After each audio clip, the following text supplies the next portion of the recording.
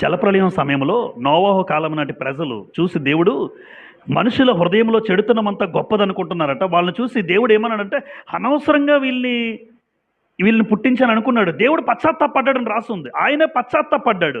ఈరోజు ఓసర వెళ్ళి లాంటి నా బ్రతుకుని చూసిన దేవుడు కూడా సిగ్గుపడతాడు. ఇలాంటోడి కోసం నా కొడుకుని పంపించాను, ఇలాంటోడి కోసం నా కొడుకు మాంసం ముద్దలు భూమి మీద పడ్డాయి, ఇలాంటోడి కోసం నా కొడుకు యొక్క రక్తం ఏరులై పారింది.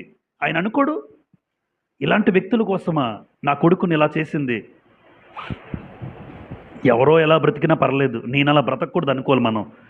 ఎవరో క్రైస్తవ్యం తెలిసిన అలా ఉన్నారంటే ఉంటారు, కానీ నా వల్ల మాత్రం పరిమళ వాసనగానే ఉండాలి. చూడండి, కొరింథీయులకు రాసిన రెండో పత్రిక, కొరింథీయులకు రాసిన రెండో పత్రిక 2వ అధ్యాయం, కొరింథీయులకు రాసిన రెండో పత్రిక 2వ అధ్యాయం 14 చదువుదామా?